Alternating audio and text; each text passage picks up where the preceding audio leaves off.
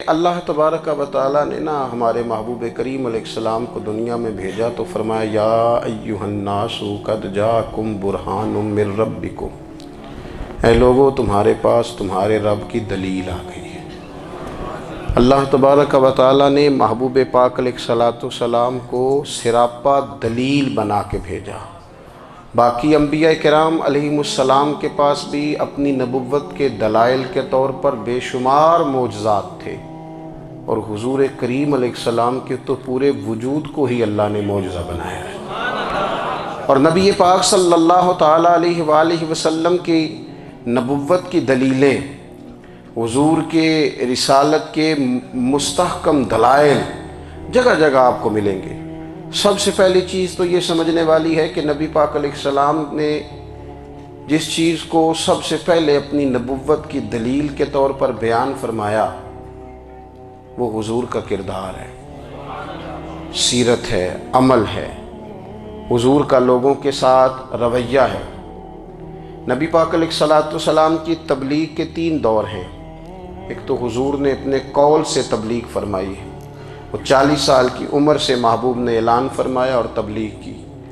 اور ایک نبی پاک صلی اللہ تعالیٰ علیہ وسلم بالواسطہ حضور کی تبلیغ ہے جو آج تک جاری ہے۔ امت کے علماء، مشائخ، مبلغین حضور کے دین کو آگے پھیلا رہے ہیں، تو دراصل یہ بھی تبلیغ رسول پاک علیہ السلام ہی کی تبلیغ۔ اور ایک حضور کی تبلیغ کا دور ہے، حضور کی پیدائش سے لے کر ولادت مبارکہ سے لے کر حضور علیہ السلام کے اعلان نبوت تک۔ اس دوران نبی پاک نے جو تبلیغ فرمائی ہے وہ اپنے کردار سے فرمائی ہے۔ عرب کا وہ معاشرہ جو بڑا میلا کچیلا گدلا ہو چکا تھا، جس کے اندر سراسر مادہ پرستی کا زور تھا، جس کے اندر لوگ انسانوں کی خرید و فروخت کرتے تھے، جس کے اندر بیٹیوں کو زندہ دفن کر دیتے تھے، جس کے اندر جو آدمی جتنا زیادہ مضبوط ہوتا تھا اتنا زیادہ لٹیرا بن جاتا تھا، اس معاشرے کے اندر رسول کریم علیہ السلام نے 40 سال گزارے، اور اس طرح گزارے کہ جو بیگانے بھی تھے وہ بھی کہا کرتے تھے یہ صادق ہیں، یہ امین ہیں۔ اور جب حضور نے اعلان نبوت کیا تو فرمایا، یہ قرآن مجید کے لفظ ہے، فرمایا فَقَدْ لَبِثْتُ فِيكُمْ عُمَرًا مِّن قَبْلِهِ أَفَلَا تَعْقِلُونَ، میں تمہارے بیچ عمر کا ایک حصہ گزار چکا ہوں، تمہیں عقل نہیں ہے، شعور نہیں ہے۔ نبی کریم علیہ السلام نے اپنے کردار کو، اپنے عمل کو اپنی نبوت کی دلیل کے طور پر بیان فرمایا۔ وہ تو حضرت حلیمہ بھی فرماتی ہیں نا، جب میں نبی کریم علیہ السلام کو اپنے گھر لے گئی تو میرا اپنا بچہ بھی دودھ پیتا تھا، 2 میرے بیٹے ہو گئے، ایک میری یہ نسبی اولاد اور حضور میری رضائی اولاد۔ تو کہتی ہیں جب میں کریم محبوب علیہ السلام کو اپنے سینے سے لگاتی تھی تو حضور میرے ایک پستان سے دودھ پیتے تھے اور دوسرا اپنے بھائی کے لیے چھوڑ دیا کرتے تھے۔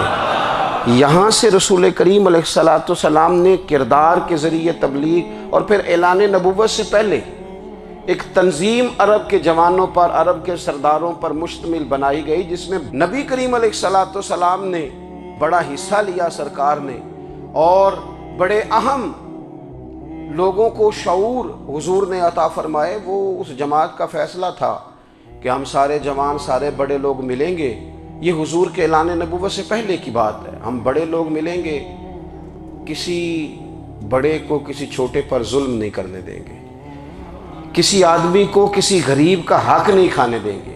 حضور علیہ السلام نے اپنے کردار سے، اپنے عمل سے، اور آپ کا جو عمل ہوتا ہے وہ اصل ہوتا ہے۔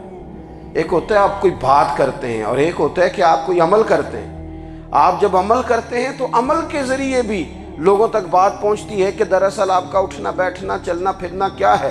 میرے رسول کریم علیہ السلام کا اٹھنا بھی ایک نبی کا، بیٹھنا بھی ایک نبی کا، بات کرنا بھی ایک نبی کا، معاملات زندگی کرنا بھی ایک نبی کا، لین دین کرنا بھی ایک نبی کا۔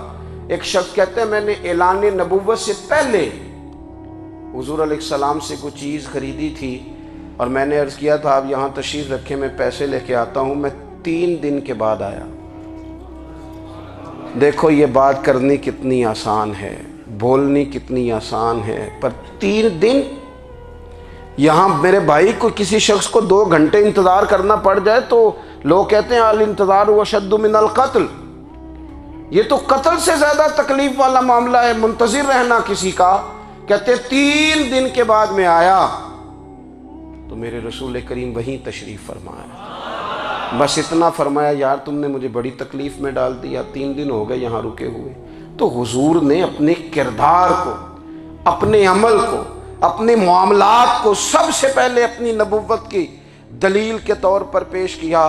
کسی نے کیا خوب کہا تھا کہ جو تیری جان کے دشمن ہیں وہ بھی کہتے ہیں، وہ جو تیری جان کے دشمن ہیں، بظاہر تو آئے ہیں نا ہجرت کی رات جان لینے، لیکن امانتیں حضور کے گھر میں رکھی ہوئی ہیں، امانتیں کاشانہ نور پہ پڑی ہیں۔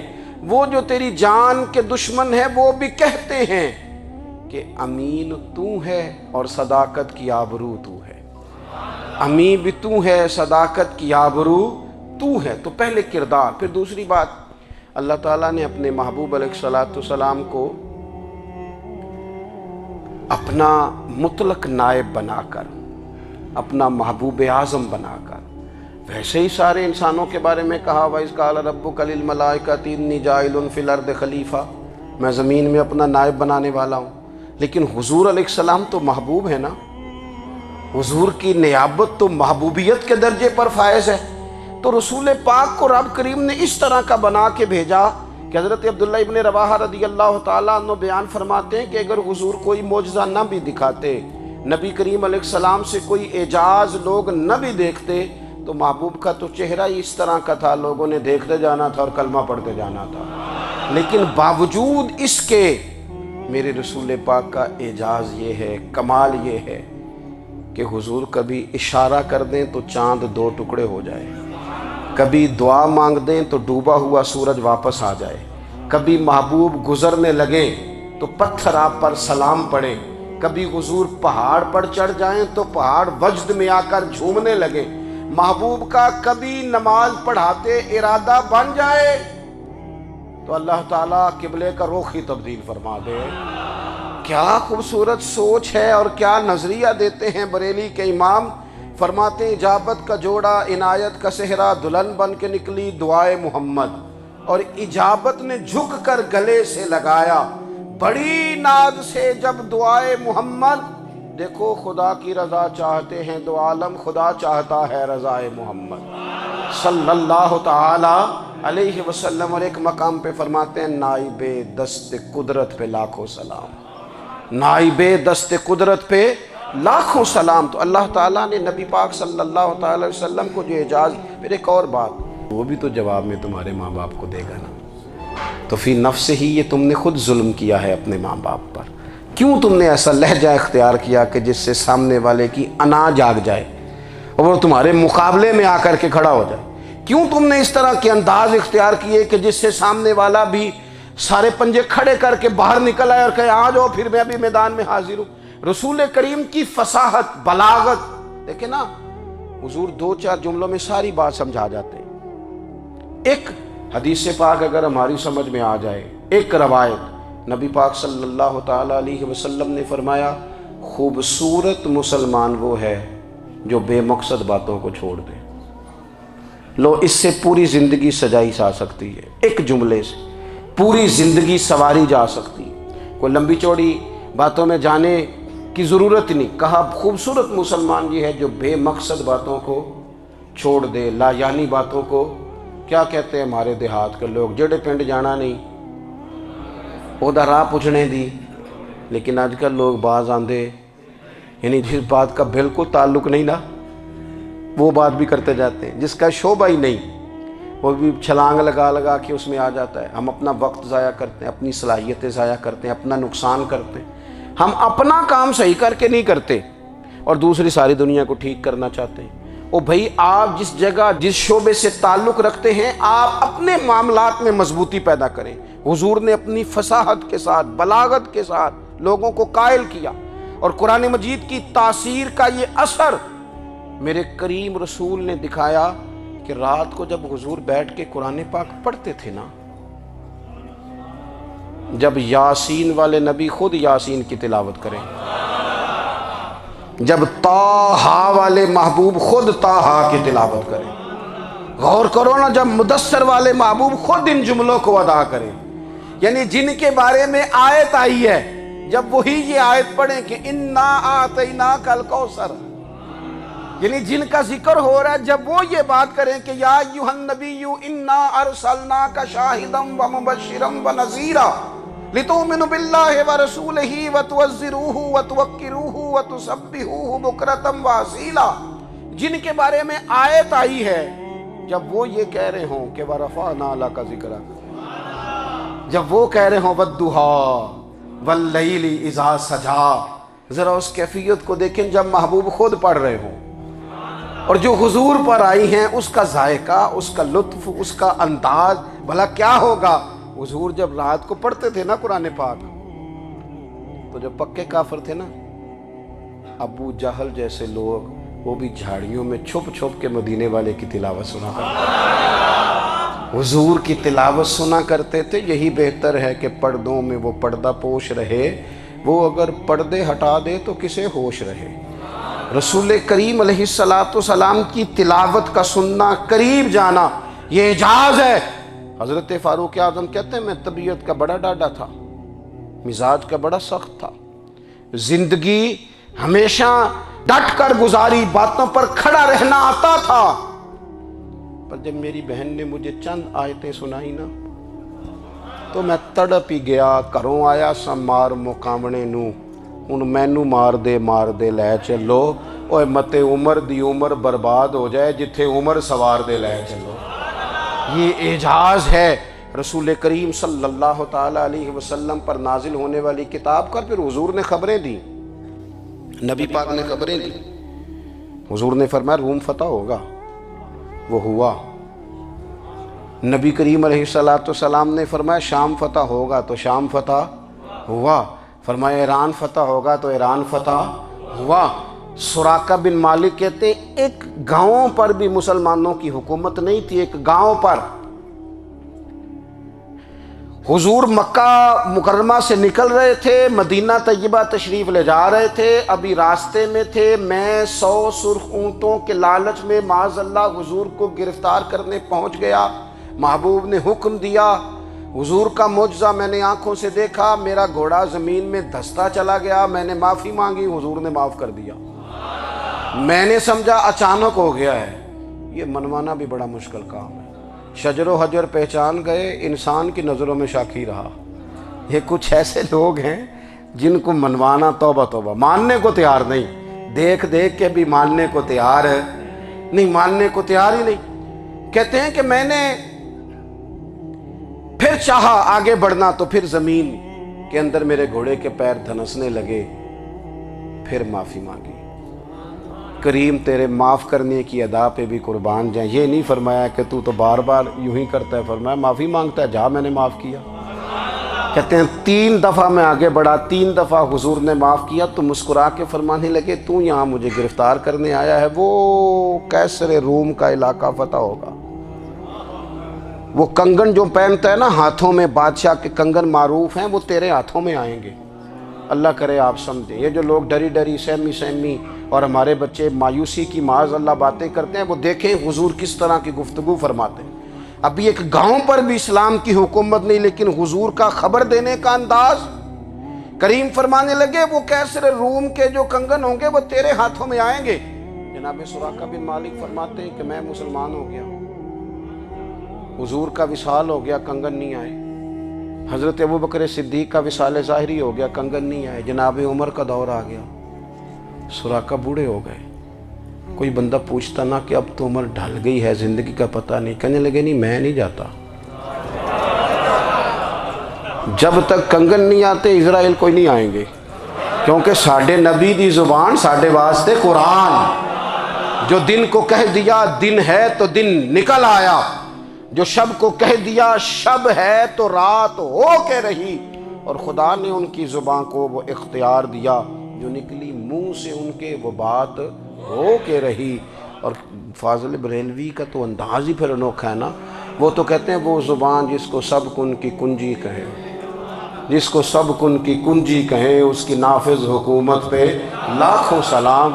کہنے لگے نہیں آتے حضرت اسرائیل، فکر نہ کرو، بوڑھے ہو گئے تھے، نکلنا گھر سے بند کر دیا تھا۔ حضرت عمر کا دور تھا، کنگن آ گئے۔ حضرت فاروق اعظم نے ان کے پوتوں سے، نواسوں سے، بچوں سے کہا جاؤ بلا کے لاؤ، کا دادا جان بوڑھے ہیں، فرمایا تم کان میں کہہ دینا کنگن آ گئے، پھر تم دیکھنا تو صحیح۔ پھر حضرت سراقہ آئے، حضور نے جو خبریں دیں، نبی پاک علیہ الصلوۃ والسلام نے جو گزشتہ قوموں کے احوال بیان کیے، اور پھر میرے نبی پاک علیہ الصلوۃ والسلام نا دنیا میں عزتیں دینے آئے، عزتیں۔ یہ مزاج ہمیں کم کرنا چاہیے، یہ جو ہم ساری زندگی اس کام میں لگا دیتے نا، کسی کو نیچا کیسے دکھانا ہے، یہ انداز حضور نے نہیں ہمیں دیا۔ اب دیکھو حضور تشریف لائے تو ہمیں پتہ چلا کہ حضرت یوسف جیسا سونا کوئی نہیں، حضور تشریف لائے تو ہمیں پتہ چلا کہ حضرت داؤد جیسی خوبصورت آواز کسی کی نہیں، حضور تشریف لائے تو ہمیں پتہ چلا کہ جناب عیسیٰ علیہ السلام کا فقر اختیاری کس طرح کا تھا، محبوب تشریف لائے تو ہمیں پتہ چلا کہ حضرت موسیٰ کا جلال کس طرح کا تھا۔ یہ تو حضور آئے تو نبی پاک علیہ السلام نے اس کی بھی عظمت بیان کی، اس کی بھی شان بیان کی۔ حضور نے بتایا کہ ابو بکر صدیق کی شان کیا ہے، فاروق اعظم کا مرتبہ کیا ہے، عثمان غنی کی حیا کیا ہے، مولا علی کی شجاعت کیا ہے، اہل بیت نبوت کی عظمت کیا ہے۔ حضور آئے عزتیں دینے، ماں کو عزت دی مدینے والے رسول نے، کہا جس کا باپ راضی ہو گیا اس کا رب راضی ہو گیا۔ فرمایا جو 2 بیٹیاں، 3 بیٹیاں، 4 بیٹی بہنیں یا 1 بیٹی یا بہن بیاہ کے آ گیا نا، اس طرح میری 2 انگلیاں جڑی ہوئی ہیں، میرے ساتھ جڑ کے جنت میں جائے گا۔ رسول کریم صلی اللہ تعالی وسلم نے عزت دی، عزت دی۔ حضور عزتیں دینے، کوئی اعزاز نہیں، ان پڑھ بندہ ہے، سادہ ہے، غریب ہے، مزدوری کرتا ہے، ہاتھوں پہ چھالے، یا رسول اللہ اس کا بھی کوئی اعزاز ہے؟ قربان جائیں، میرے کریم نے عزت دی، فرمایا محنت کر کے روزی کمانے والا تو اللہ کا دوست ہے، یہ اینٹیں اٹھانے والا، یہ مشقتیں کرنے والا، یہ صبح دیہڑی پہ جانے والا، یہ بیچارہ جو اچار سے روٹی کھاتا ہے، تو نے ہر شخص کی قسمت میں یہ عزت لکھی اور آخری خطبے کی صورت میں وصیت لکھی۔ رسول کریم نے ہر بندے کو اعزاز دیا، عظمتیں دی، حضور عزتیں دینے آئے، نبی پاک علیہ السلام نے اعزازات دیے، حضور نے نوازا۔ یہ ساری چیزیں میرے رسول پاک کی تشریف، اور پھر یہ جو حضور کے صحابہ اور اہل بیت ہیں نا، یہ بھی میرے نبی پاک کی نبوت کی دلیل ہے۔ اتنی جلدی انقلاب آیا نہیں کرتے، وہ کل تک جو رہزن تھے حضور نے راہبر بنا دیے، وہ لوگ جو کل تک ایک دوسرے کے گلے کاٹ کے کھاتے تھے، ایک دوسرے کو مارتے تھے، تکلیف پہنچاتے تھے، برادری ازم پہ لڑتے تھے، حضور نے بھائی بھائی بنا دیے۔ ایک پلیٹ میں کھانا کھانے لگے، سیدنا بلال حبشی، صہیب رومی، سلمان فارسی، حضور نے یوں کر کے ملا دیا۔ نبی کریم علیہ السلام نے تقسیمیں ختم کر دی دنیا میں۔ حضور کے صحابہ نے اپنا کردار اس طرح کا دکھایا، اتنا بلند کیا، اور صحابہ کرام علیہم رضوان اس کو دیکھ کر اتنی بلندیوں پہ گئے کہ گواہیاں اللہ کا قرآن دیتا ہے۔ فرمایا محمد الرسول اللہ والذین معہ اشداء علی الکفار رحماء بینہم تراہم رکعا سجدا یبتغون فضلا من اللہ ورضوانا۔ فرمایا یہ جو میرے محبوب کے ساتھ والے ہیں کافروں پر سخت ہیں، آپس میں نرم دل ہیں، تم جب بھی انہیں دیکھو گے سجدے کرتے دیکھو گے، رکوع کرتے دیکھو گے، تم انہیں دیکھو گے اللہ کی رضا کے متلاشی ہیں۔ انہیں ساری مادہ پرستی سے نکال کر محبوب نے رب کی رضا کے رستے پہ ڈال دیا۔ میرے نبی کریم سید عالم صلی اللہ تعالیٰ علیہ وسلم کی نبوت کے دلائل کے طور پر یہ ساری چیزیں آئیں۔ بس میں بات سمیٹنے لگا ہوں۔ حضور کا جو اخلاق ہے نا، وہ بھی نبی کریم علیہ الصلوۃ والسلام کی نبوت کی بہت بڑی دلیل ہے۔ وَإِنَّكَ لَعَلَىٰ خُلُقٍ عَظِيمٍ۔ محبوب ہم نے آپ کو نا خلق عظیم کا مالک بنایا ہے۔ کچھ لوگ سمجھتے ہیں صرف آپ کا بولنے کا انداز ٹھیک ہو تو آپ با اخلاق ہیں۔ نہیں بھائی، بولنے کا انداز ٹھیک ہونا با اخلاق نہیں، سچ بولنا اخلاق کی علامت ہے۔ آپ کا حق بات کرنا اخلاق ہے، آپ کا صحیح گواہی دینا اخلاق ہے، آپ کا اللہ تعالیٰ کی طرف سے آزمائش آنے پر صبر کا مظاہرہ کرنا اونچا اخلاق ہے۔ رب نعمت دے تو آپ کا وجود ڈھلتا جائے شکر میں، یہ اخلاق ہے۔ رب کریم اگر آپ کو کسی وقت کسی آزمائش میں اپنی حکمت سے ڈالتا ہے تو عزت نفس کو برقرار رکھنا، خودداری کو برقرار رکھنا، یہ اخلاق نبی پاک نے اعلیٰ ترین اخلاق کی بات بتائی، اعلیٰ ترین۔ حضور نے لوگوں سے بیعت لیتے وقت کہا تھا میرے ہاتھ پر بیعت کرو، چوری نہیں کرو گے۔ نبی پاک علیہ السلام نے مختلف امور پر بیعت لی۔ حضرت حکیم بن حزام کہتے ہیں حضور نے میرے ہاتھ پہ ہاتھ رکھ کے کہا میرے ہاتھ پہ ہاتھ رکھ کے بیعت کرو کہ کسی دنیا دار سے سوال نہیں کرو گے، خودداری سے زندگی گزارو گے، عزت نفس سے جو رب نے تمہیں دیا ہے تم اس پر راضی رہو گے۔ لوگوں کی جیبوں کو ٹٹولنا، دوسروں کی دولتوں پہ راج کرنا، دوسروں کے مال پر نگاہیں ڈالنا اللہ کے حبیب نے پسند نہیں فرمایا۔ فرمایا بیعت کرو کہ تم کبھی کسی سے سوال نہیں کرو گے، حد ہو گئی۔ نبھانے والوں نے پھر اس عہد کو نبھایا اور کمال کر دی۔ حضرت حکیم بن حزام گھوڑے پہ بیٹھے تھے، ہاتھ میں درہ تھا، وہ زمین پہ گر گیا، قریب غلام کھڑا تھا، حضرت حکیم بن حزام خود گھوڑے سے اترے، درہ اٹھایا، دوبارہ گھوڑے پہ بیٹھے۔ غلام عرض کرنے لگا حضور مجھے بتا دیتے میں اٹھا کے دے دیتا۔ آنکھیں چمک اٹھیں، فرمانے لگے کیسے بتا دیتا، اپنے رسول سے وعدہ کیا ہے کبھی کسی سے سوال نہیں کروں گا، کبھی سوال نہیں کروں گا۔ اللہ کے محبوب نے ہمیں اعلیٰ اخلاقی قدروں کی بات ہمیں سکھائی ہے۔ ہم دیکھتے ہیں کہ بڑی جلدی 2 4 5 لوگوں کے غصہ دلانے پر ہم ساری اخلاقی حدوں کو کراس کر جاتے ہیں۔ دوستو ہمارا ایک ویژن ہونا چاہیے، ہمارے ذاتی رویے بڑے معتبر ہونے چاہیے، لین دین کے معاملات کے اندر مسلمانوں کو بڑا صاف ستھرا ہونا چاہیے۔ ہمیں اپنی معاشی زندگی میں روزمرہ کے معاملات میں ہماری توجہات کا مرکز صرف اللہ رسول کی ذات ہونی چاہیے۔ رب کریم نے اپنی حکمت سے کسی کو کتنا دیا ہے یہ اس کی حکمت کے تقاضے ہیں، ہمیں اس نے جس رنگ میں جس حال میں رکھا ہے ہمیں اپنے رب کی رضا پر بہت زیادہ مطمئن ہونا چاہیے۔ اچھا پھر ایک اور بات، جن چیزوں کو ہم نے دکھ بنایا ہے نا یہ تو وہاں دکھ تھا ہی نہیں، مہینہ مہینہ چولہا نہیں جلا، لیکن کسی جگہ اظہار غربت ہے حضور کی اولاد پاک کا یا صاحب کا یا ازواج کا، مہینہ مہینہ چولہا نہیں جلا۔ لیکن یہ اخلاق عالیہ کا حسن دیکھو، اپنے گھر مہینہ مہینہ چولہا نہیں جلا، جو مانگنے آیا اسے جھولی بھر کے عطا فرمایا، کوئی دروازے سے خالی نہیں گیا۔ عزیز بھائی اگر زندگی میں اخلاقی قدریں ہم اپنا لیں اور ہم تھوڑا تھوڑا کر کے اپنے آپ کو تبدیل کریں، ساری زندگی توجہ رہی کہ فلاں کیا کر رہا ہے فلاں کیا کر رہا ہے، تھوڑا سا گردن کو جھکا کے اپنے اوپر توجہ ڈالیں، اپنے آپ کو وقت دیں، حضور کے اخلاق عالیہ کی روشنی میں، تعلیمات حسنہ کی روشنی میں ہم اپنے کردار و عمل پر تھوڑی توجہ دیں۔ اس وقت بہت بڑی تعداد میں امت مسلمہ ہے، اور ایسا نہیں ہے کہ دولت نہیں ہے، دولت سے بھی سرشار ہیں۔ ہمارے ہاں بڑے بڑے انجینئر ہیں، بڑے بڑے ڈاکٹر ہیں، لیکچرار ہیں، ہمارے پاس بڑے بڑے ہاسپٹل ہیں، بڑا کچھ ہے، لیکن کردار و عمل کے بادشاہ، اپنی زندگی تقوی کی روشنی میں گزارنے والے ان لوگوں کی تعداد کم ہے۔ اگر کوئی آج بھی سارے کام نیک کرے لیکن جائیداد میں سے بیٹی کا حق رکھ جائے تو پھر اس نے کیا میلاد منایا؟ اگر آج بھی جو 2 4 لوگ بیچارے اس کے زیر دست ہیں، ملازمین ہیں، ان کے ساتھ اس کا رویہ انتہائی سخت ہو تو اس نے کیا میلاد منایا؟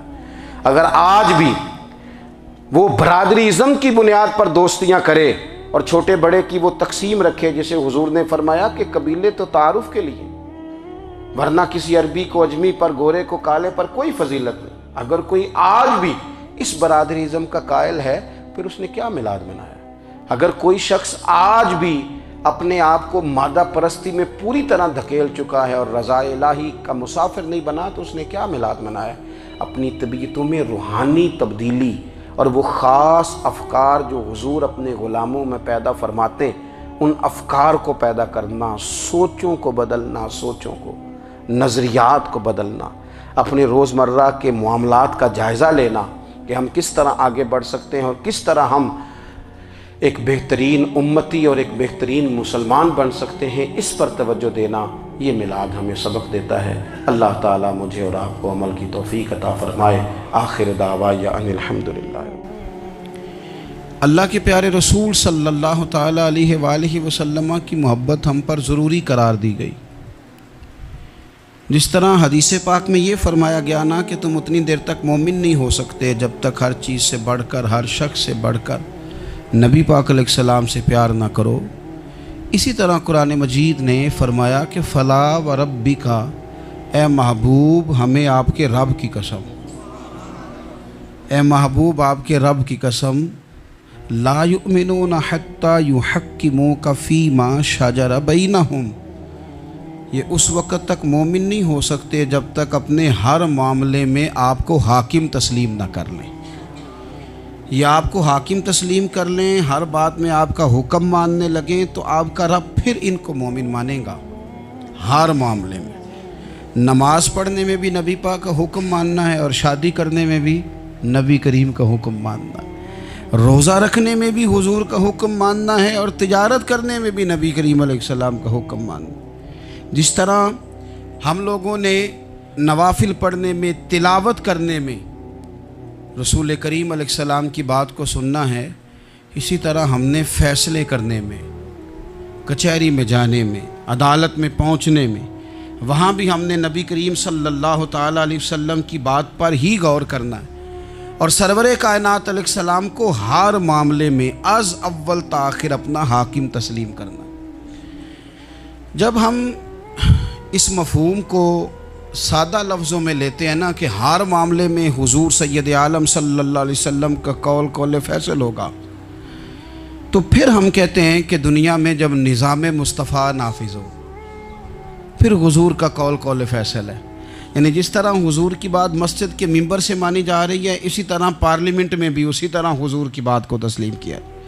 جس طرح نبی پاک علیہ الصلاۃ والسلام کی بات کا نفاذ ہم نماز روزے کے معاملے میں غور سے سنتے ہیں، مسئلہ پوچھتے ہیں، باریک ہو کے چلتے ہیں، اسی طرح جب جج فیصلہ کرے تو پھر بھی اس نے رسول اللہ صلی اللہ علیہ وسلم کے دین کو ہی دیکھنا ہے۔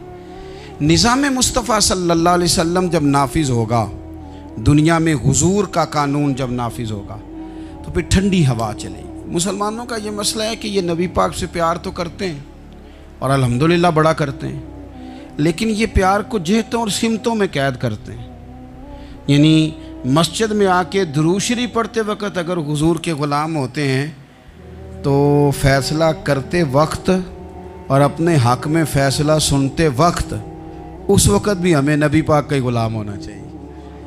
ہمیں ووٹ لیتے وقت بھی حضور کے غلام، اور ووٹ دیتے وقت بھی نبی پاک صلی اللہ علیہ وسلم کے غلام۔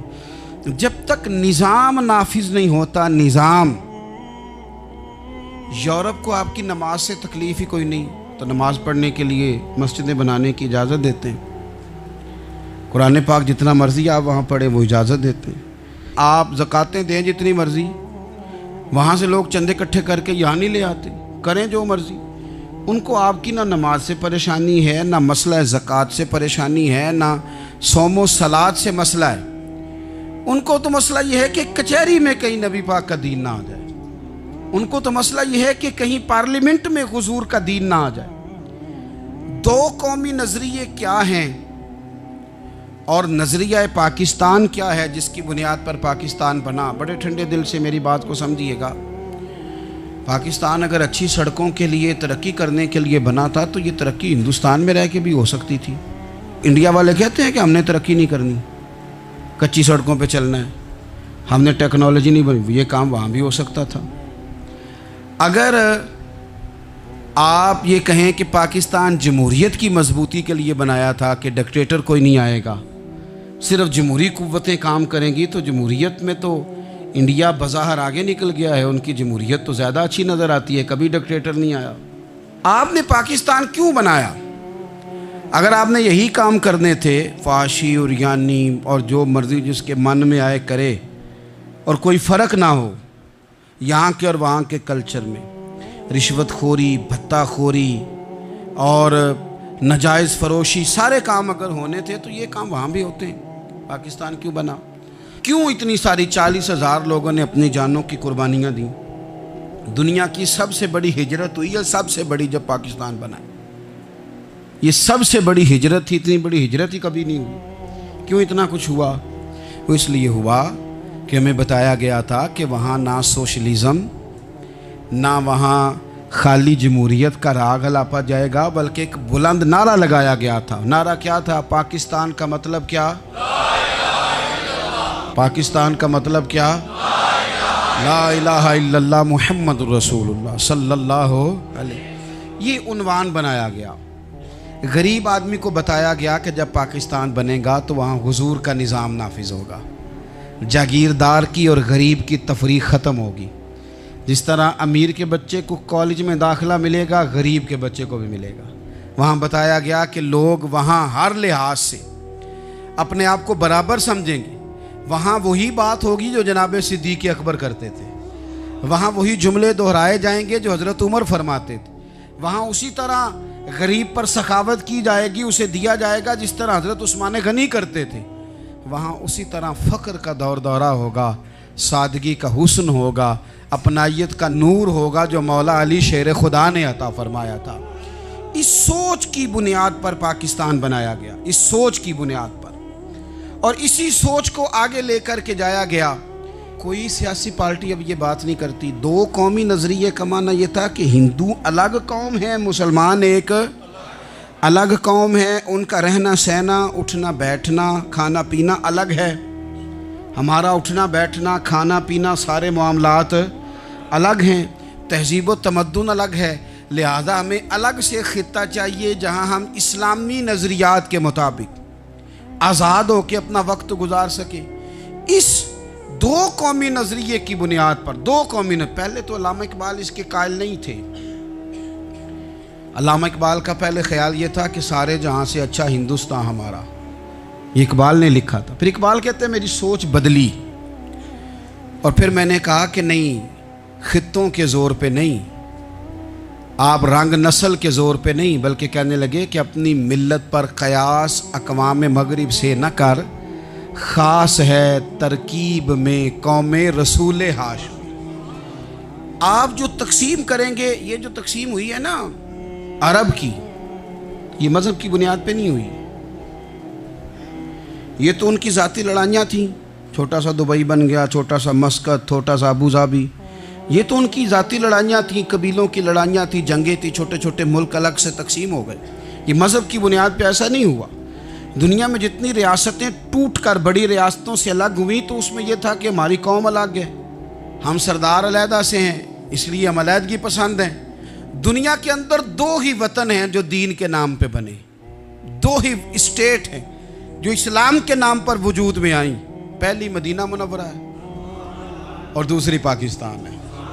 خالص مذہب کے نام پر یہ دو ریاستیں وجود میں ہیں، ایک مدینہ طیبہ اور دوسرا پاکستان۔ پاکستان کا مطلب کیا؟ لا الہ الا اللہ محمد رسول اللہ صلی اللہ علیہ وسلم۔ اس بنیاد پر اس وطن کو، خطے کو حاصل کیا گیا، یہی نعرہ لگایا گیا، یہی نعرہ محمد علی جناح لگاتے تھے، یہی ڈاکٹر اقبال لگاتے تھے، یہی نعرہ چودھری رحمت علی لگاتے تھے، یہی وہ نعرہ تھا جس نعرے کو تحریک پاکستان کے قائدین نے آگے پہنچایا۔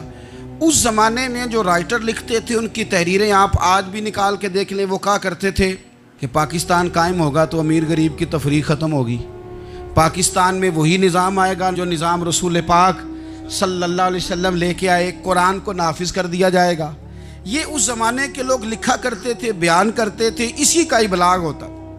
پتہ نہیں پھر کس کی نظر لگی، کیا ہوا، اور تحریک پاکستان میں جذباتی طور پر علماء نے کردار ادا کیا۔ علماء نے، حضرت مولانا عبدالحامد بدایونی، حضرت مولانا سید نعیم الدین صاحب مراد آبادی، حضرت مولانا عبدالعلیم صاحب میرٹھی، اور ایک بڑا نام امیر ملت حضرت پیر سید جماعت علی شاہ صاحب محدث علی پوری، 100 سال سے زیادہ عمر کے بابا جی تحریک پاکستان کے لیے جلسے ہو رہے ہیں۔ بابا جی سے اٹھا نہیں جاتا، تو جس طرح 4 لوگ چارپائی پہ جنازہ اٹھاتے ہیں، اس طرح 4 لوگوں نے چارپائی پہ بابا جی کو اٹھایا ہوا ہے، امیر ملت سید زادے، اور چارپائی ان کی اٹھا کے جلسوں میں لے جائی جاتی ہے، اور وہ تقریریں کرتے ہیں اور کہتے ہیں سنو بھائی جو مسلم لیگ کو ووٹ نہیں دے گا پھر ہم اس کا جنازہ بھی نہیں پڑھائیں گے۔ جو ووٹ نہیں دے گا ہم دفن بھی نہیں ہونے دیں گے اپنے قبرستانوں میں، جو ووٹ نہیں دے گا ہمارا مرید ہی نہیں۔ اتنے جذبات میں لا کے 40,000 لوگوں نے قربانیاں دیں۔ ایک نظریہ تھا کہ ہندو الگ قوم ہے، مسلمان ایک، اور پھر پاکستان بنایا گیا۔ آج کیا دھما چوکڑی ہے، کیا ذاتوں پاتوں کی بنیاد پر؟ یہ تو ہندوؤں کا طریقہ تھا کہ وہ ذاتیں پاتیں گنتے تھے کہ یہ برہمن ہے، یہ شوتری ہے، یہ کھتری ہے، یہ فلانا ہے، یہ ہمارے گھر نہیں آ سکتا، یہ نیچ ہے۔ اور اگر آج اس ملک میں بھی الیکشن ذات کی بنیاد پہ لڑا جائے اور یہاں بھی صرف اس لیے سپورٹ کیا جائے کہ یہ میری برادری کا ہے، صرف اس لیے سپورٹ کیا جائے کہ میرا قبیلہ ہے، پہلے دیکھا جائے کہ یہاں کون سی برادری مضبوط ہے تو اس کینڈیڈیٹ کو ٹکٹ دیا جائے، تو پھر کیا آپ نے وطن بنا کے کیا کمال کیا؟ تو اس کا ایک نظریہ ہے۔ کیا نظریہ ہے کہ مسلمانوں کا رہنا، اٹھنا، بیٹھنا، کھانا، پینا الگ ہے۔ دیکھو ایک سادی سی بات ہے، یا آپ نے داڑھی رکھنی ہے، مونچھیں رکھنی ہے، تو اس پر بھی نبی پاک صلی اللہ علیہ وسلم نے کہا کہ الگ سے تمہاری شناخت ہونی چاہیے، الگ سے۔ فرمایا تم نے یہودی چونکہ مونچھیں بڑی رکھتے تھے، فرمایا تم نے داڑھیاں بڑی کرنی ہیں، مونچھیں پست رکھنی ہیں، یہودیوں کی مخالفت کرنی ہے۔ یہ لفظ ہیں حدیث میں ساتھ۔ سادی سی بات ہے نا، پگڑی باندھنی ہے، باندھ لے کوئی آدمی۔ ہمارے پنجاب میں لوگ پگڑی بھی کہہ دیتے ہیں، صافہ بھی کہہ دیتے ہیں، کلہ بھی کہہ دیتے ہیں، جو جس کے من میں آیا۔ لیکن حضور نے تاکید لگائی، فرمایا خاص ہے یہ بھی، یہ اسلام کا کلچر ہے، کلچر الگ سے ہے۔ فرمایا یہودی بغیر ٹوپی کے سر پہ پگڑی باندھتا ہے، تم نے پہلے ٹوپی پہننی ہے پھر پگڑی باندھنی، یہودی کی مخالفت کرنی۔ یہ الگ کلچر ہے، الگ تہذیب ہے مسلمانوں کی، خاص ہے ترکیب میں قوم رسول ہاشمی۔ آپ کی عدالت میں وہ والا نظام نہیں ہوگا جو امریکہ میں ہے، آپ کی عدالت میں وہ والا نظام نہیں ہوگا جو برطانیہ میں ہے، آپ کے پارلیمنٹ میں وہ نظام نہیں چلے گا جو یورپ کا، برطانیہ کا، فلانے کا فلانے کا ہے۔ آپ کی پارلیمنٹ میں، آپ کی عدلیہ میں وہ نظام چلے گا جو قرآن کا ہے اور رسول اللہ کے فرمان کا ہے۔ یہ نظریہ تھا، نظریہ۔ اب اس نظریے کی لوگ بات ہی نہیں کرتے، عوام بھی نہیں کرتی، بالکل نہیں۔ میں بڑی دیر سے رو رہا ہوں، بہت سارے بڑی بڑی گدیوں کے پیر بھی نہیں کرتے۔ ان کو پتہ ہے کہ اگر نظام مصطفیٰ نافذ ہوتا ہے تو مجھے بھی بتانا پڑے گا کہ 80 مربع کہاں سے آئے، مجھے بھی بتانا پڑے گا کہ یہ جو میں 1.25 کروڑ کی کار میں گاڑی میں گھومتا ہوں تو یہ کہاں سے آئی، حساب دینا پڑے گا۔ اور پھر جب پاکستان بن گیا، قربانیوں کے بعد بنا، آپ نے ناراض نہیں ہونا، میرا مہاجر فیملی سے تعلق ہے، جو عزیز رشتہ دار قریبی یہاں رہتے تھے نا، مقامی، وہ تو مہاجروں میں رشتہ داری نہیں کرتے تھے۔ صحیح کہہ رہا ہوں؟ کہتے مہاجر ہے، اچھا جی غیر مسلم ہے، جگہ نہیں دیتے تھے رہنے کو۔ میں کیسے آپ کو بات بتاؤں؟ پھر اس چھوٹی چھوٹی غلطیوں کو لوگوں نے ووٹ بنا کے بڑی بڑی قتل و غارت نہیں کی اس ملک میں۔ اتنا بڑا تکلیف والا منظر تھا۔ میرے دادا جی کی فیملی ساری پاکستان آئی تھی، دادی کی نہیں آئی تھی۔ 97 میں میری دادی کا انتقال ہوا، وہ آخری دن تک رویا کرتی تھی، ایسے پتر پتہ نہیں میرے پرا ہیں ان کے فوت ہو گئے، پتہ نہیں میرا کوئی چچا ہے کہ سارے چلے گئے۔ کس لیے آپ نے، اگر یہی دھما چوکڑی سیاست کی کرنی تھی، ذات پات آپ نے رکھنی تھی، تو وہاں کوئی دکھ تھا؟ یہ تماشے تو وہاں بھی ہو رہے، وہ آخری دن تک رویا کرتی تھی۔ اب تو خیر آنکھیں بڑی جدید ان کا آپریشن ہوتا ہے، تو ایک زمانے میں آنکھوں کا آپریشن ہوتا تھا، ڈاکٹر کہتے تھے لائٹ بند رکھو، سبز رنگ کی پٹی باندھو، 4 گھنٹے کے بعد دارو ڈالنا ہے آنکھ میں، ڈراپس ڈالنے۔ میں 4 گھنٹے کے بعد ان کی آنکھوں میں ڈراپس ڈالنے جاتا تھا تو کبھی کبھی مجھے بٹھا لیتی تھیں، تو کہتی تھیں کہ پتہ نہیں کوئی بچا ہے کہ نہیں بچا، پتہ نہیں اب کوئی ہے کہ نہیں، پتہ نہیں کوئی ان میں سے ہوگا کہ نہیں۔ پتر میں تینوں دساں ساڈے پنڈ کس طرح دا ہوندا سی، میں تمہیں بتاؤں فلانی چیز۔ پھر جنہاں نے اعلان کیا تھا کہ ملک بن گیا، کہتی تھی ہم نے بڑا کہا اپنے رشتہ داروں سے کہ چلیں، پر وہ کہتے تھے یہ تو تھوڑے دنوں کی بات ہے، سب نے واپس آ جانا ہے۔ میں نے 2 دفعہ یہ ماحول دیکھا ہے، اٹاری اسٹیشن پہ، واگا بارڈر پہ، ایئرپورٹوں پہ، ایک بھائی ادھر ہے ایک ادھر ہے، اس طرح تڑپ کے روتے ہیں جب لوگ انڈیا پاکستان آتے جاتے ہیں۔ کیوں آپ نے یہ سارا کچھ کیا؟ صرف ایک نعرہ تھا کہ پاکستان کا مطلب کیا؟ لا الہ الا اللہ محمد الرسول اللہ۔ صرف ایک نعرہ تھا کہ یہاں ہم حضور کا دین لے کے آئیں گے، وہ دین تم لائے نہیں۔ انہیں نوابوں، وڈیروں، چودھریوں کے ذمے تم نے کام لگا دیا، اپنے ملک میں حضور کے نظام کے لیے جد و جہد کریں۔ یہ بنا ہی نبی پاک کے نظام کے لیے، اس کا کوئی دوسرا حل ہو سکتا؟ کوئی حل نہیں، یہ حضور کے نظام کے لیے بنا ہے۔ 2-3 باتیں آپ کی خدمت میں عرض کرنی ہیں جو آپ نے زیادہ غور سے سننی۔ سب سے پہلے تو پاکستان بدلنے کے لیے ضروری ہے کہ نظام مصطفیٰ کے لیے جد و جہد کی جائے، فکر حسینی اپنائی جائے، اور وقت کے ہر یزید کو للکارا جائے، اور للکار کر کے نظام کے لیے کوشش کی جائے کہ نظام مصطفیٰ اس ملک میں نافذ ہو۔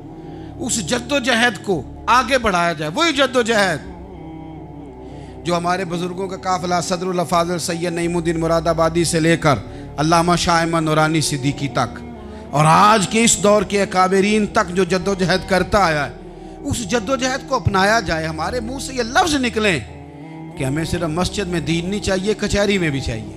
دیکھیں نا، کچہری میں دین نافذ ہو تو کس طرح ہوتا ہے۔ تراویح بڑی سونی حضرت ابی بن کعب پڑھایا کرتے تھے، قرآن بڑا سونا پڑھتے، تو حضرت عمر نے کہا یہ تراویحیں پڑھائے گی۔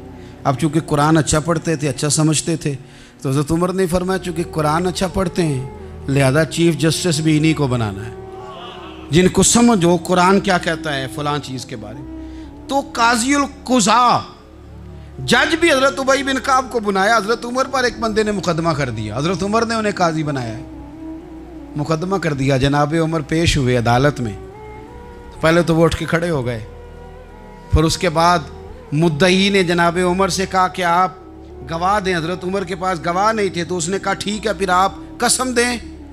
تو حضرت ابی بن کعب رضی اللہ تعالیٰ عنہ فرمانے لگے آپ کو امیر المومنین کے ساتھ یہ رویہ اختیار نہیں کرنا چاہیے، آپ امیر المومنین سے قسم کا مطالبہ کر رہے ہیں، آپ کو پتہ نہیں کہ یہ وہ ہستی ہے جن کی رسول پاک علیہ الصلوۃ والسلام نے گواہیاں دی ہیں کہ بڑے کام کے آدمی ہیں، ان کی فضیلتیں حضور نے بیان فرمائی ہیں، آپ امیر المومنین سے۔ حضرت عمر نے جناب ابی بن کعب کی طرف دیکھا، حمایت تو حضرت عمر کی کر رہے تھے نا، لیکن یہ نظام مصطفیٰ ہے، یہ حضور کا دین ہے۔ حضرت عمر فرمانے لگے آپ اس مقدمے کا فیصلہ کر لیں، بعد میں آپ کو معزول کر دیا جائے گا۔ یہ آپ نے کیا کہا کہ امیر المومنین سے مطالبہ نہ کریں؟ فرمایا میں جتنا مرضی بھی معزز ہوں تو نبی پاک کی قاعدے کے اندر نہ، جو قانون حضور نے دیے میں اس کے اندر ہوں، کسی کا اعزاز اسے قانون سے باہر لے کر نہیں جاتا، میں قانون میں ہوں اور نظام مصطفیٰ کی سائے کے نیچے ہوں۔ سب سے پہلے تو نظام مصطفیٰ کا مطالبہ کریں۔ دوسرا میں آپ کو ایک بات عرض کروں، ایک ہوتا ہے گھر، ایک ہوتا ہے قبرستان، ایک ہوتا ہے گھر، ایک ہوتا ہے ڈیرا، ان دونوں میں فرق ہے۔ ہمارے حکمرانوں اور سیاست دانوں کے لیے پاکستان یہاں تو قبرستان ہے، یہاں ڈیرا ہے، اگر کوئی مر جائے تو یہاں لا کے دفن کر دیتے ہیں تاکہ پتہ چلے ہم یہاں کے باسی ہیں۔ یہاں ڈیرا آپ کو پتہ ہے نا، پنجابی میں ڈیرا سمجھتے ہیں، فارم ہاؤس، بیٹھک، سمجھ میں آتا ہے نا مسئلہ۔ ڈیرے پہ نا لوگ مکان نہیں بناتے تھے، اچھا باورچی خانہ نہیں بناتے تھے، کیونکہ ڈیرے پہ سیاست کرنی ہوتی ہے، کوئی 2-4 بندے آئے بیٹھے چائے شائے پی چلے گئے۔ رہائش جہاں ہوتی ہے وہاں سونے کے لیے، بیٹھنے کے لیے، آرام کرنے کے لیے، کچن، باورچی خانہ، کھانے پینے کے لیے، وہاں اپنے گھر والوں کے لیے بندہ بندوبست کرتا ہے۔ پاکستان کو تو ڈیرا بنایا ہوا ہے، یہاں تو یہ آتے ہیں ڈیرے داری کرنے کے لیے، سیاست کی 4 دن، لوگوں کو قائل کیا، الیکشن لڑا، جیت گئے تو رہ گئے، ہار گئے تو چلے گئے، اور جب جیتنے کے بعد بھی حکمران رہے تو رہے، نہ رہے تو چلے گئے۔ یہ تو ڈیرا ہے، لیکن ڈیرے میں زیادہ نقصان چودھری کا نہیں ہوتا کہ وہ چودھری بنا ہوا ہے، زیادہ ظالم وہ ہوتا ہے جو اپنے آپ کو کمی سمجھتا ہے، وہ نقصان کرتا ہے چودھری کا بھی، چودھری کے بچوں کا بھی، وہ اسے تکبر میں مبتلا کرتا ہے، وہ اس کو کہتا ہے کہ تو بادشاہ سلامت، وہ اس کا دماغ خراب کرتا ہے۔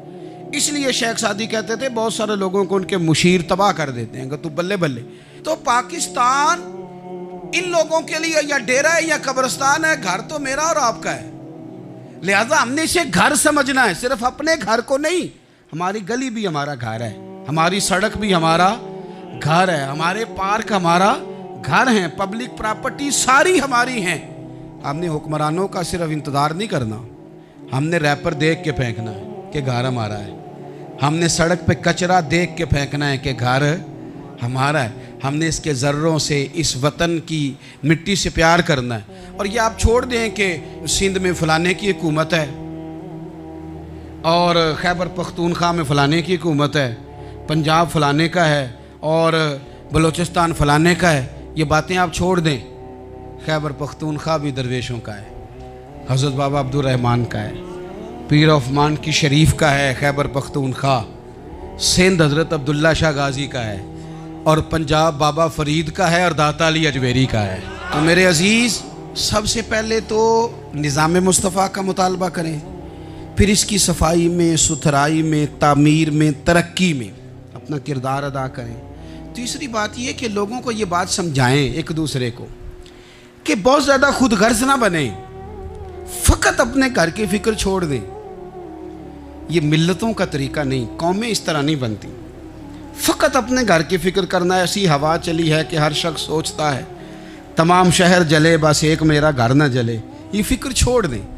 دیکھیں نا، ہمیں بتایا گیا، نبی کریم صلی اللہ تعالیٰ علیہ وسلم کے فرمان نے بتایا کہ 40 گھر آگے، 40 گھر پیچھے، 40 گھر دائیں، 40 گھر بائیں، یہ تیرے پڑوسی ہیں۔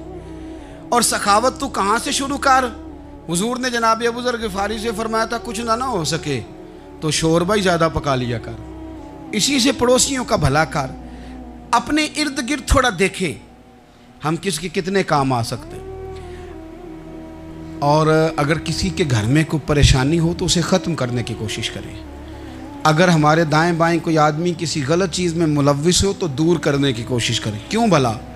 اس لیے کہ پڑوسی کے گھر کی آگ صرف اس لیے نہیں بجھانی چاہیے کہ اس کا گھر نہ جل جائے، پڑوسی کی آگ اس لیے بھی بجھا دینی چاہیے کہ اگر اس کے گھر سے آگ نہ بجھائی تو وہ ہمارے گھر بھی آ جائے گی۔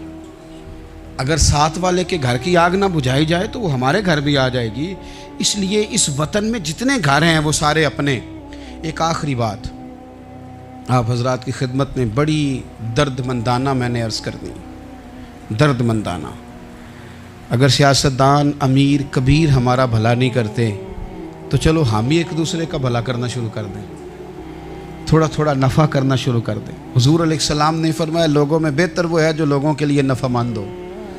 اگر بہت زیادہ اونچے درجے کا افسر اگر ہمیں لگتا ہے اللہ ماشاءاللہ کہ وہ کرپٹ ہے، تو جہاں جہاں ہم بیٹھے ہوئے ہیں جس جگہ پہ، ان جگہوں پہ ہی ہم ایک دوسرے کا بھلا کرنے لگ جائیں۔ چلو مہربانی کرے ریڑھی والا یہ سوچ لے کہ میں نے وہ پھل نہیں لے کے جانا جو لوگوں کو بیمار کر دے گا۔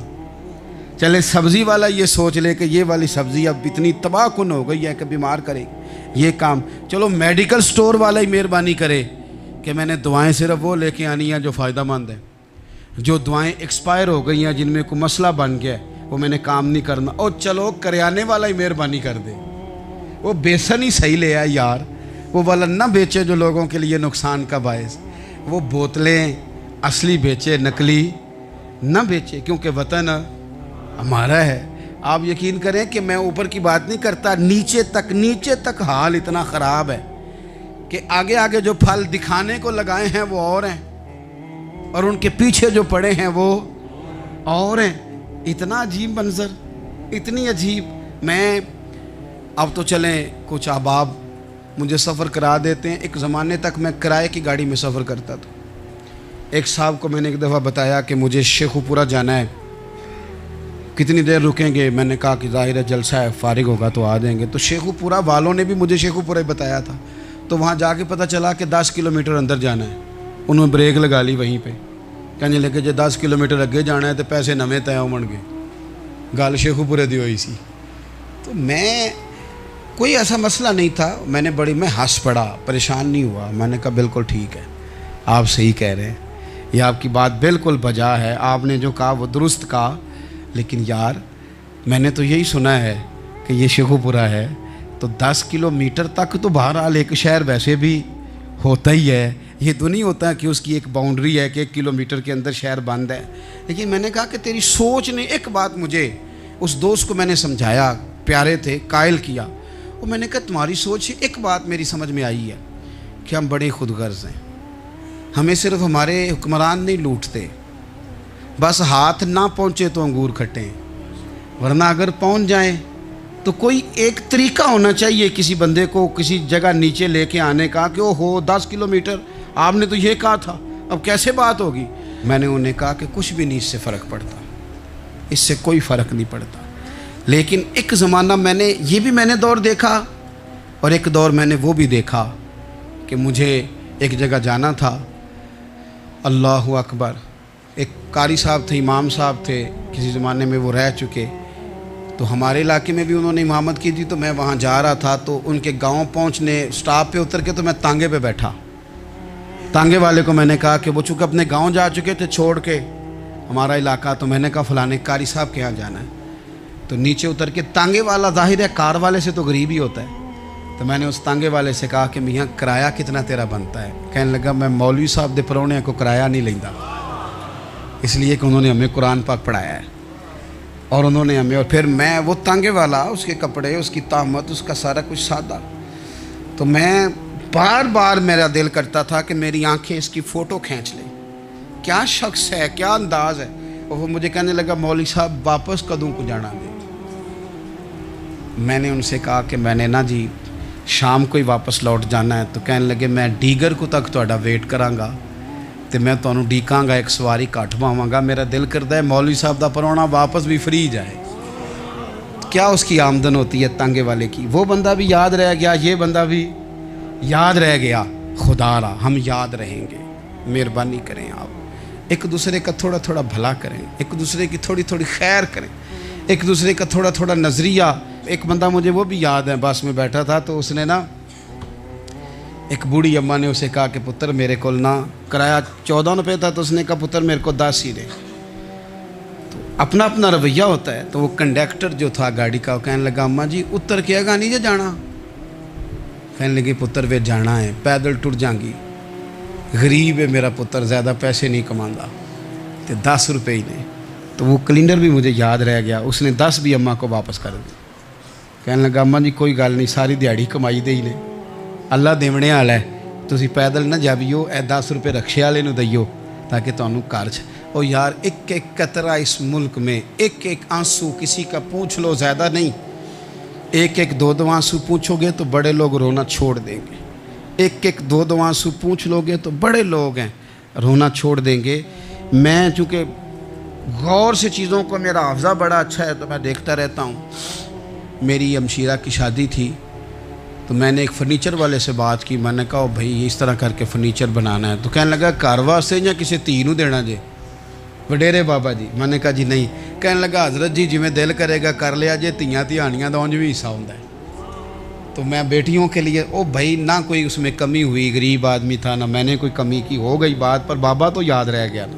او بھائی تھوڑا تھوڑا نا، یہ وطن ہمارا ہے، تیاں بھی سانجیاں ہوندیاں نے تے انہاں دے دکھ بھی سانجے۔ اسی بڑے چنگے لوگ جے، ساڈے وڈیرے سانوں اے نہیں سن کہندے فلانے دا جوائی ہے، وہ سانوں کہن سن ساڈے پنڈ دا جوائی ہے۔ اور چودھریوں کا بچہ بھی اتر کے سلام کر کے کہتا تھا پا جی تہاڈا بیگ میں نہ چالا، کار نہ چھڈ آواں، اپنا کلچر واپس لے آؤ، نہیں چاہیے ہمیں زیادہ موبائل، کونی ضرورت ہمیں ٹیکنالوجی کی، کونی اتنی لمبی چوڑی فوٹو کی، واپس آؤ۔ بیٹی اس پنڈ ہی ساڈی تھی ویائی ہے، اتھے جدو برات جائے گی تو اس تھی دا بھی تحفہ جائے گا، کیونکہ اتھے یہ واپس آ جاؤ، نہ اتنے جدید بنو کہ خود غرضی ہو، نہ یہ جملے بولو کہ میں ضرورت پڑے تو گدھے کو باپ بنا لیتا ہوں، اس طرح نہ کرو، اپنی ہی مٹی پہ چلنے کا سلیقہ سیکھو۔ کسی کے سنگ مرمر پہ چلو گے تو پھسل جاؤ گے۔ پیار بانٹیں، یہ وطن ہمارا ہے، ہم نے یہاں مل کے رہنا۔ چھوٹے چھوٹے تعاون ایک دوسرے کے ساتھ کرو گے تو وطن میں اخوت بڑھے، پیار بڑھے گا، للہیت میں اضافہ ہوگا۔